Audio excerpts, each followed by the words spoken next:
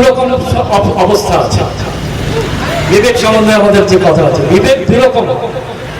একটা হচ্ছে বলছে ভালো মন্দ যে জ্ঞান তাকে বলে বিবেক। কোনটা ভালো কোনটা মন্দ এইটা যে বুঝতে পারার যে জ্ঞান তাকে বলে বিবেক। এটা জাগতিক। এই যে মহাভারতে একলব্য ছিল না, একলব্য হলো বিবেক। দ্রোণাচার্য একলব্যের এই বুড়ো আঙুল কেটে দিয়েছিল কেন? শুধু দ্রোণাচার্য না, সাধারণ জীব যারা সাধন ভজন করছে না, যারা আধ্যাত্মিক রাস্তায় নামেনি, তারা প্রত্যেকে এই বিবেকের বুড়ো আঙুল কেটে রেখেছে। কেন? কিরকম? কখনো কোনো বাজে কাজ করার ইচ্ছা যখন কারোর মধ্যে জাগে, একটা খারাপ কর্ম করার ইচ্ছা যখন কারোর মধ্যে জাগে, তখন আমাদের এই বিবেক জেগে ওঠে। জেগে মন বুদ্ধিকে বলে দেয়, দেখো কাজটা ভালো না, কাজটা করো না, এই কাজটা খারাপ। কিন্তু মন বা বুদ্ধি কি করে? ওই বিবেকের ওই কথা পাত্তা দেয় না, বলে যা তো এখান থেকে, তোর এই কথা এখনকার যুগে চলে না। এইভাবে বিবেকের কথাকে সরিয়ে দেয়। এটাকেই বলে বুড়ো আঙুল কেটে দেওয়া, অর্থাৎ অকেজো করে রাখা। সাধারণ জীব আমাদের, আমরা যারা সাধারণ জীব, আমাদের বিবেককে আমরা সরিয়ে রাখি, অকেজো করে রাখি। বিবেক কিছু বললে, বিবেক খসখস করলে আমরা তাকে সরিয়ে দিই। এটাকেই বলে বিবেকের বা একলব্যের বুড়ো আঙুল কেটে দেওয়া। আরেকটা বিবেক কি? আরেক বিবেক হলো আত্মা অনাত্মা বোধ। কোনটা আত্মা কোনটা আত্মা নয়, এই বোধকেই বলা হয় বিবেক। আত্মা অনাত্মা বোধ কি করে আসবে? কি করে আমরা এটা প্র্যাকটিস করতে পারবো? কি করে এটা আমরা অভ্যাস করতে পারবো? সেটা কিন্তু জানা দরকার। কিরকম? যেমন এই যে আমরা যা কিছু বস্তু দেখি, এই সমস্ত বস্তু, এই যে এখানে একটা গ্রন্থ রয়েছে, এখানে এখানে ফল রয়েছে, ধরো এই ফলটা, এর মধ্যে 5টা জিনিস আছে। আমাদের এই জগতের বিজ্ঞানের দৃষ্টিতে নয়, আধ্যাত্মিক বিজ্ঞানের দৃষ্টিতে কি বলছে? 5টা জিনিস কি কি? প্রথম হচ্ছে নাম আছে একটা, আর এর একটা রূপ আছে, চেহারা আছে। এটা দেখে সঙ্গে সঙ্গে যে কেউ দেখে বলে দিচ্ছে এটার নাম পেয়ারা, এটা এরকম দেখতে, বলেই সে চেহারার নামটাও বলে দিল। এই নাম আর রূপ। এছাড়া আরো 3টে জিনিস আছে। কি আছে? এই যে বস্তুটা এখানে রয়েছে, এই কিছু থাকা, একে বলে অস্তিত্ব। এখানে আছে আছে মানে অস্তিত্ব, তার মানে এর একটা অস্তিত্ব আছে। আর এই বস্তুটা যে একটা পেয়ারা বা এই জিনিস, এটা সম্বন্ধে যখন আমরা জানতে পারছি, তখন হয় কি? জ্ঞান। কোনো কিছুকে জানার নাম জ্ঞান। আর কোনো কিছু সম্বন্ধে কিছু জানলেই আমাদের মধ্যে একটা ভালো লাগা তৈরি হয়, একটা আনন্দ হয়, সেটাকে বলে আনন্দ বা প্রিয়। তাহলে কি জিনিস পেলাম? দেখো কি সুন্দর, 5টা জিনিস পেলাম। প্রথমে নাম আর রূপ, আর 3টে জিনিস বলা হচ্ছে বিবেক। যাক, আমাদের একটা লাইন, একটা প্রশ্ন নিয়ে এতক্ষণ আলোচনা করা হলো। এরপরে আমরা পরে যাই, ভাগবতের পরবর্তী পর্যায়ে এগোনোর চেষ্টা করি। কিরকম? এবং সৌনক ঋষি যখন প্রশ্ন করলেন সূত ঋষিকে যে জ্ঞান, বৈরাগ্য এবং ভক্তির দ্বারা যে লাভ করা যায়, সে বিবেক কিভাবে প্রকাশ বিকাশ হয়, তারাই এখন একটু আলোচনা করা হলো। আর বৈষ্ণবগণ কিভাবে মায়ামোহ থেকে নিজেদের মুক্ত করে তাও কিছুটা জানা হলো। যদিও মায়া নিয়ে আলোচনা করা হয়েছে, কিন্তু মোহ নিয়ে আলোচনা করা হয়নি। মোহকে একটা লাইনের মধ্যে দিয়ে মোহ শব্দটার একটু মানে করে দেওয়া যেতে পারে। মোহ কাকে বলে? বলছে দুষ্কর্মের প্রতি যে আসক্তি তাকে বলে মোহ। দুষ্কর্ম, দুষ্কর্ম কি? বিড়ি খাওয়া, সিগারেট খাওয়া, মদ খাওয়া, কাউকে ল্যাং মারা, কাউকে ক্ষতি করা, কাউকে এইসব উল্টোপাল্টা কর্ম করা, এই সমস্ত দুষ্কর্মের প্রতি যে আসক্তি তাকে বলে মোহ। কিভাবে এর থেকে বেরোনো যাবে, কিভাবে এই মোহ থেকে বেরোনো যাবে, সেটাও আমাদের জানা দরকার। তার জন্য গুরু বাণী অনুকরণশীল হতে হবে। গুরুদেব যে বাণী দিয়েছেন তা ঠিক ভাবে যদি আমরা অনুসরণ করতে পারি, এই সমস্ত মায়ামোহ থেকে আমরা ধীরে ধীরে ধীরে ধীরে বেরিয়ে আসতে পারি। অর্থাৎ মায়ামোহের প্রভাব থেকে আমরা বেরিয়ে আসতে পারবো। এবার আমাদের এই দুটো প্রশ্নের সম্বন্ধে একটু জানা হলো। এইবার এই প্রশ্ন দুটি শোনার পর সূত ঋষি সোমনাথ ঋষিকে বলছেন, তোমার মধ্যে ভগবত প্রেম জাগ্রত হয়েছে, তাই তোমার মধ্যে এত সুন্দর প্রশ্ন জাগ্রত হয়েছে। তবে শোনো, এই প্রশ্নের সমাধান উনি কি সমাধান দিচ্ছেন, সূত ঋষি কি সমাধান দিচ্ছেন তা আমাদের জানা দরকার। সূত ঋষি কি করলেন? একটা কাহিনীর মধ্যে চলে গেলেন। কি বললেন? নারদের একটা গল্পের মধ্যে চলে গেলেন। কি গল্প? নারদ ঘুরতে ঘুরতে বিশাল নগরী বলে একটা নগরীতে যখন উপস্থিত হয়েছেন, সেখানে চতুষ্ষণ ঋষিদের সঙ্গে সাক্ষাৎ হয়েছে। চতুষ্ষণ ঋষি মানে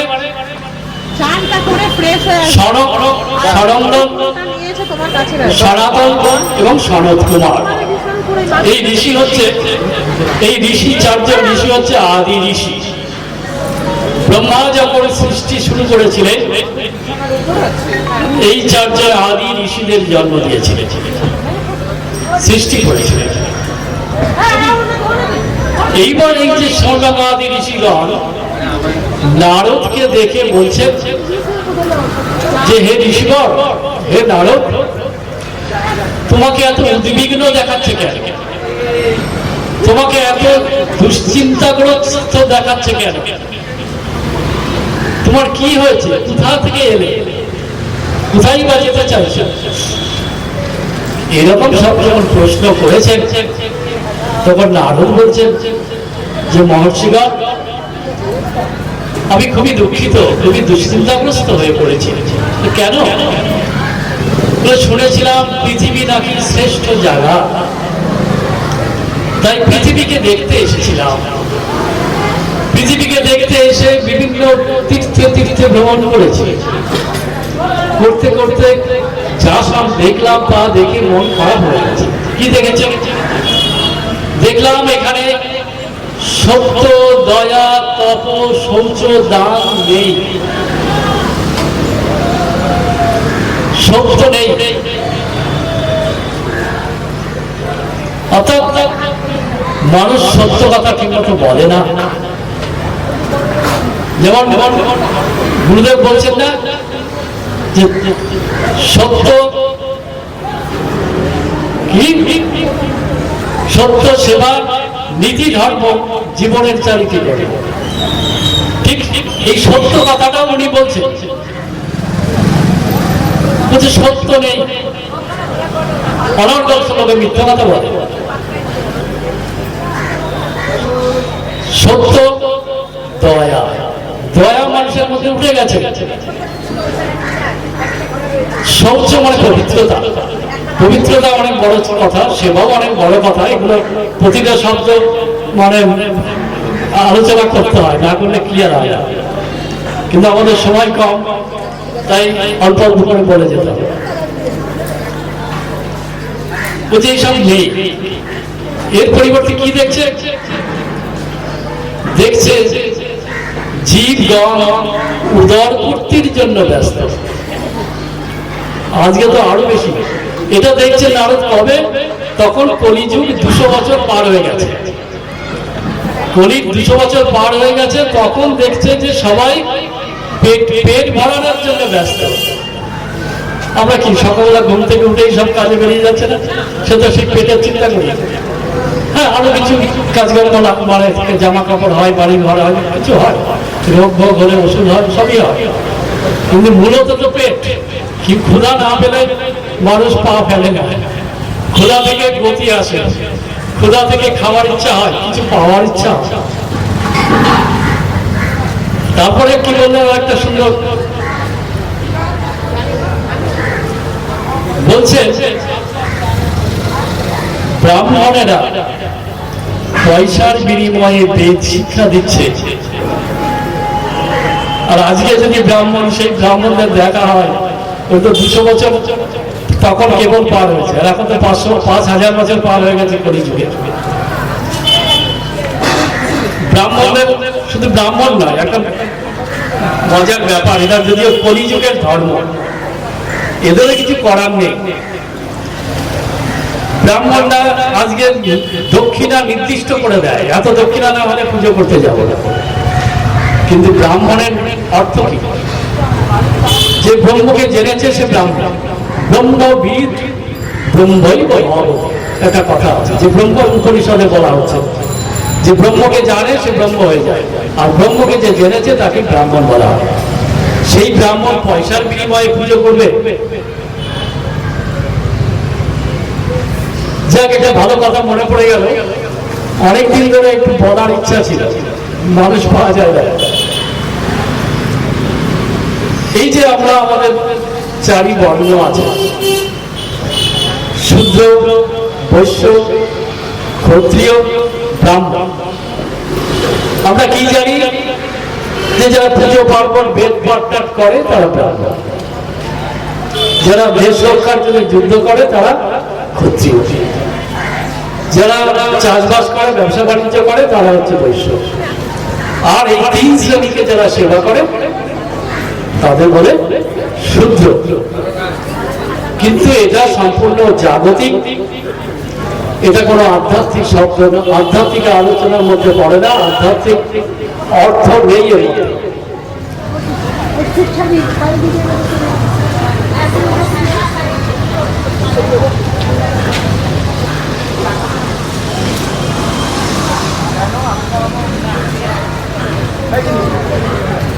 কিন্তু ছেলে মেয়েদের মধ্যে দুষ্টমি শুরু হয়ে যায়,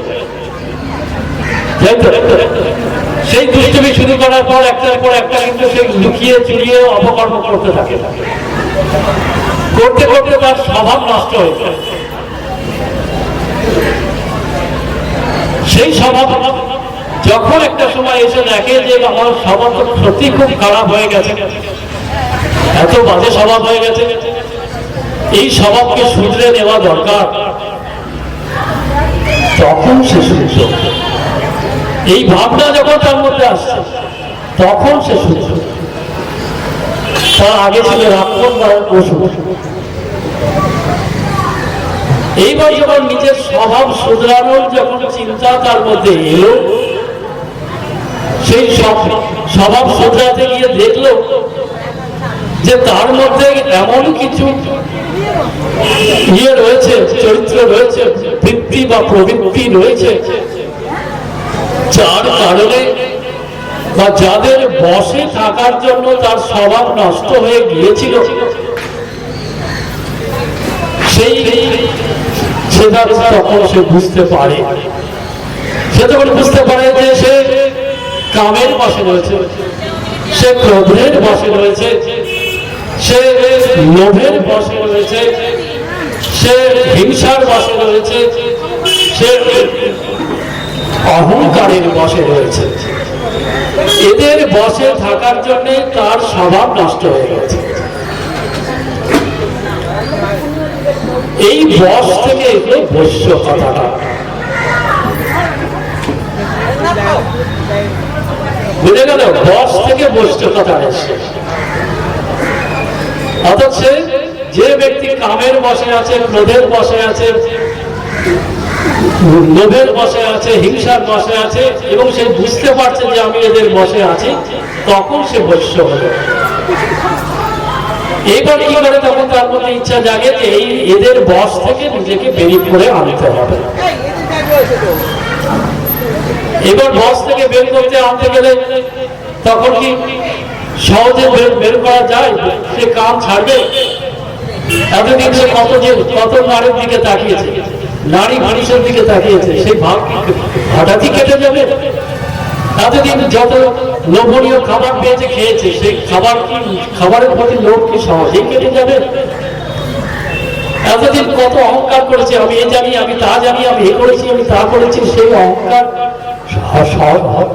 হঠাৎই বা সহজেই কি কমে যাবে? হয় না। তার জন্য শুরু হয় লড়াই। লড়াই মানে কি? সাধন ভজন। অর্থাৎ গুরুদেবের কাছে সে দীক্ষা নিল, যে জপ করছে, ধ্যান করছে, শাস্ত্র পাঠ করছে, সাধু গুরু বৈষ্ণবের সঙ্গ করছে, এইভাবে সাধনা করাই হলো লড়াই। তখন সে ক্ষত্রিয়। এই লড়াই করতে করতে যখন ক্ষত্রিয় শব্দটা কোথা থেকে, এই লড়াই করতে করতে তখন ওই রিপুদের অর্থাৎ কামকে যখন সে ক্ষত করতে পারছে, লোভকে ক্ষত করতে পারছে, মানে দমন করতে পারছে, অহংকারকে ক্ষত করতে পারছে, তখনই সে ক্ষত্রিয়। এই ক্ষত থেকে ক্ষত্রিয় শব্দটা এসেছে। কথা। এইবার যখন এই কাম, ক্রোধ, লোভ, মোহ, এই যে সব রিপুরা এবং লজ্জা, ঘৃণা, ভয়, পরশ্রী কাতরতা, অহং, মায়া, এই যে অষ্টপাশ, এদেরকে যখন কেউ দমন করতে পারছে, ঘুম পাড়িয়ে দিতে পারছে বা কন্ট্রোলে আনতে পারছে, তখন তার ভিতরে আনন্দে ভরে যায়। এই আনন্দই ব্রহ্ম, তখনই সে ব্রাহ্মণ। তখন সে ব্রাহ্মণ। জন্মসূত্রে কেউ ব্রাহ্মণ হয় না। তবুও আমাদের সমাজে একটা ব্রাহ্মণ করে আছে, তাদের প্রতি শ্রদ্ধা দেখানো ভালো।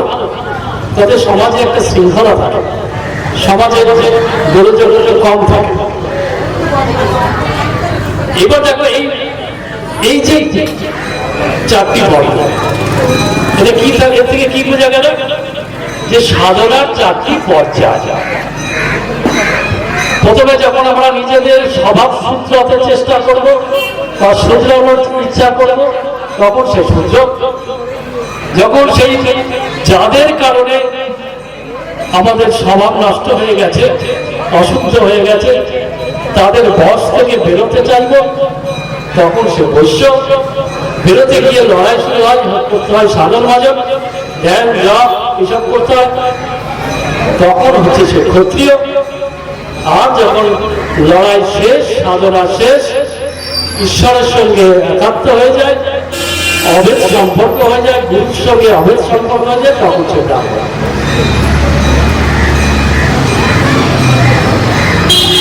এটাকে নানান ভাবে আধ্যাত্মিক ক্ষেত্রে বোঝানো হয়েছে। বেদে সাধনার চারটি পর্যায়ের কথা বলা আছে।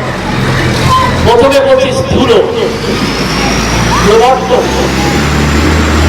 সাধন আর সিদ্ধি। এই স্থূল পর্যায়টা হচ্ছে শূদ্রের অবস্থা।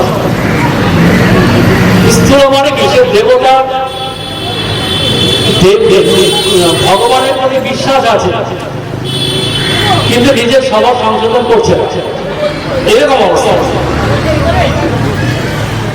ভগবানের কাছ থেকে এটা চাইছে, ভগবান ওটা চাইছে, এরকম যে অবস্থা বেদ অনুসারে ঋগ্বেদে এরকম বলা আছে, তখন সে প্রবর্তক, অর্থাৎ সাধনার কেবল তার মধ্যে সূচনা হচ্ছে, তখন সে সূত্র। সামনেতে এসে কি করছে? পরের ধাপ হচ্ছে প্রবর্তক, প্রথমে স্থূলক, তারপরে প্রবর্তক। প্রবর্তক হচ্ছে সাধনা শুরু হচ্ছে, তারপরে সাধক সাধনা শুরু করছে যজুর্বেদে এসে। যজুর্বেদে এরকম হোম যজ্ঞের নানান নিয়ম আছে, নানান মন্ত্র আছে, হচ্ছে সাধক অবস্থা। অথর্ববেদে এসে সে হলো সিদ্ধ, এই হচ্ছে ব্রাহ্মণ অবস্থা, যদি আমরা বেদের নিয়মে বুঝতে চাই। অর্থাৎ ঋগ্বেদ অনুসারে যারা রয়েছে তারা হচ্ছে সূর্য, সামবেদ অনুসারে যারা রয়েছে তারা হচ্ছে প্রবর্তক, যজুর্বেদ অনুসারে যারা রয়েছে তারা হচ্ছে ক্ষত্রিয়, আর অথর্ববেদ অনুসারে যারা চলছে তাদের হলো তারা হচ্ছে ব্রাহ্মণ। তাদের থেকে কি প্রমাণ হলো? দুই রকম ভাবে বলা হলো, আরো আছে একটু কঠিন বিজ্ঞান ভিত্তিক, সেটা বিজ্ঞানটা একটু সহজ কাছে কঠিন লাগে, সবাই বুঝতে পারে না। এর থেকে কি বোঝা যাচ্ছে যে জন্মসূত্রে আমরা কেউ ব্রাহ্মণ নই, জন্মসূত্রে আমরা সবাই শূদ্র। এই শূদ্র অবস্থা যখন আমরা বুঝতে পারবো যে আমাদের নিজেদের স্বভাব শুধরে নেওয়া দরকার, তখন সে শূদ্র অবস্থা থেকে বেরোনোর চেষ্টা করছে। যখন দেখলো যে আমি সেই ব্যক্তি কাম, ক্রোধ, লোভ, মোহ, মদ, অহংকার এইসবের বসে রয়েছে, তখন সে বস্য। তারপরে সেখান থেকে বেরোতে চাইছে সে, তখন শুরু হলো তার সাধন ভজন, ধ্যান, জপ, নাম গান, শাস্ত্র পাঠ, ধর্মগ্রন্থ পাঠ, সাধুগুরু বৈষ্ণবের আলোচনা শোনা। এই হচ্ছে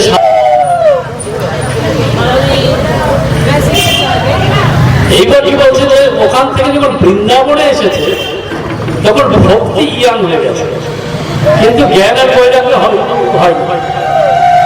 বৃন্দাবন হচ্ছে আমাদের হৃদয়, অর্থাৎ হৃদয়ে এলে হৃদয়ে ভক্তির উন্মোচন হয়, ভক্তি সবচেয়ে প্রকৃষ্ট হয়। এই ভক্তির উন্নতি হয়েছে, কিন্তু জ্ঞান বৈরাগ্যের উন্নতি হয়। বলছে সেইটা কি করে সম্ভব, সেটা আস্তে আস্তে গৌরপটারি শাখা সংঘ তরফ থেকে আমাদের এই উৎসবে এখন পরমাত্মা শ্রী শ্রী গুরু মহারাজের শ্রী বিগ্রহী এবং শ্রী পার্বতী যুবকের মান্যতা।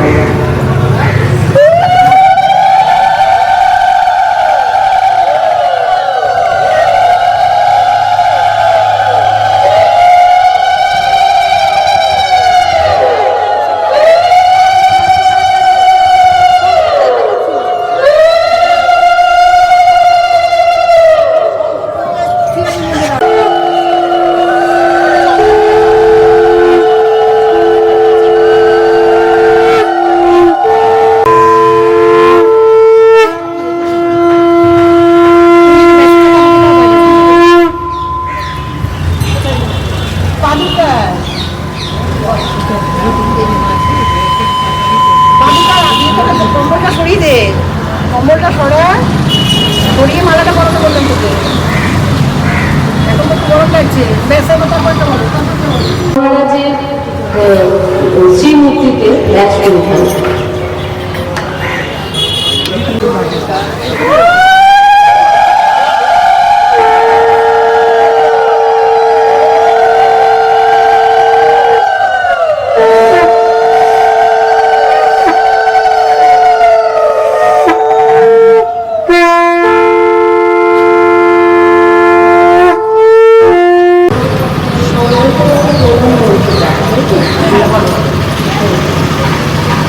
আমরা এখন সংকল্প প্রণাম মন্ত্র পাঠ করব।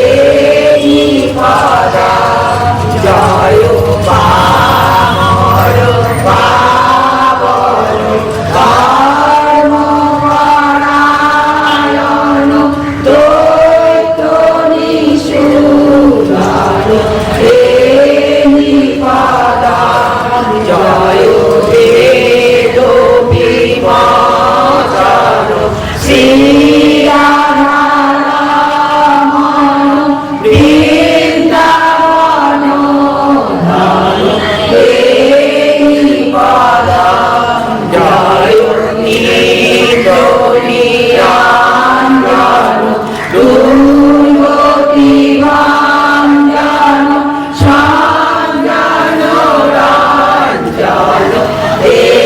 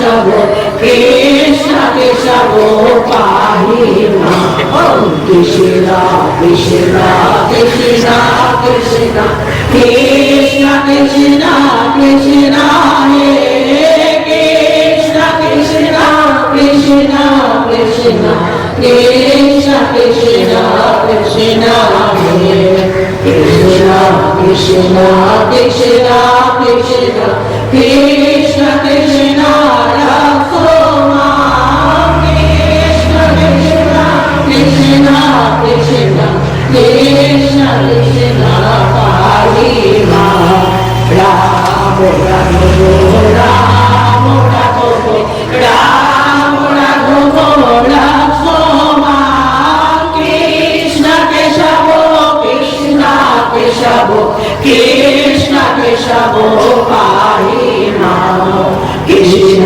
কৃষ্ণ কৃষ্ণ কৃষ্ণ কৃষ্ণ কৃষ্ণ কৃষ্ণ হে কৃষ্ণ কৃষ্ণ কৃষ্ণ কৃষ্ণ কৃষ্ণ কৃষ্ণ কৃষ্ণ হে কৃষ্ণ কৃষ্ণ কৃষ্ণ কৃষ্ণ কৃষ্ণ কৃষ্ণ রাখো মাম কৃষ্ণ কৃষ্ণ কৃষ্ণ কৃষ্ণ কৃষ্ণ কৃষ্ণ পাহি মাম রাম রাঘব রাম রাঘব রাম রাঘব রাখো মাম কৃষ্ণ কেশব কৃষ্ণ কেশব কৃষ্ণ কেশব পাহি মাম কৃষ্ণ কৃষ্ণ কৃষ্ণ কৃষ্ণ কৃষ্ণ কৃষ্ণ কৃষ্ণ হে কৃষ্ণ কৃষ্ণ কৃষ্ণ কৃষ্ণ কৃষ্ণ কৃষ্ণ কৃষ্ণ হে কৃষ্ণ কৃষ্ণ কৃষ্ণ কৃষ্ণ কৃষ্ণ কৃষ্ণ রাখো মাম কৃষ্ণ কৃষ্ণ কৃষ্ণ কৃষ্ণ কৃষ্ণ কৃষ্ণ পাহি মাম রাম রাঘব রাম রাঘব রাম রাঘব রাখো মাম কৃষ্ণ কেশব কৃষ্ণ কেশব কৃষ্ণ কেশব পাহি মাম কৃষ্ণ কৃষ্ণ কৃষ্ণ কৃষ্ণ কৃষ্ণ কৃষ্ণ কৃষ্ণ হে কৃষ্ণ কৃষ্ণ কৃষ্ণ কৃষ্ণ কৃষ্ণ কৃষ্ণ কৃষ্ণ হে কৃষ্ণ কৃষ্ণ কৃষ্ণ কৃষ্ণ কৃষ্ণ কৃষ্ণ রাখো মাম কৃষ্ণ কৃষ্ণ কৃষ্ণ কৃষ্ণ কৃষ্ণ কৃষ্ণ পাহি মাম রাম রাঘব রাম রাঘব রাম রাঘব রাখো মাম কৃষ্ণ কেশব কৃষ্ণ কেশব কৃষ্ণ কেশব পাহি মাম চিত্রমস্তু সমান মন্ত্র সমিতি সমানি সমান মান চিত্রমস্তু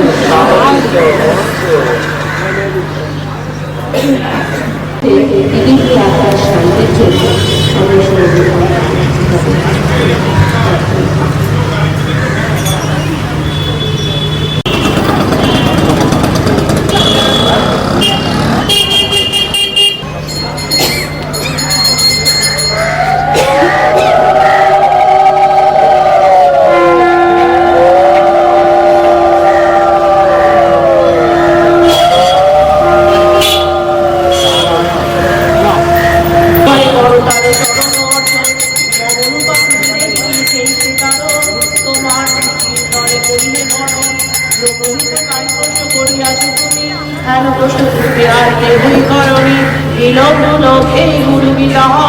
তোমার নিকটে করিতে সমুদয় এ জগতে ভিন্ন কিছু সত্য নয় এ কথা মনে মনে জানিও বিষয় সংসার পায় আর ক্ষেত্র কেবল অজ্ঞান, অজ্ঞান হইতে জন্ম এই দেহ প্রাণ, আত্মজ্ঞান লাভ অতি কঠিন ব্যাপার, সেহেতু গুরু লাভ একান্ত দরকার। গুরু ভিন্ন আত্মজ্ঞান লাভ নাহি হয়, আবির্ভূত জ্ঞানকে আত্মজ্ঞান পায়। সেই সহ গুরু শব্দ হয় প্রকাশিত, গুরুর কৃপাতে জ্ঞান হয় বিকশিত। জয়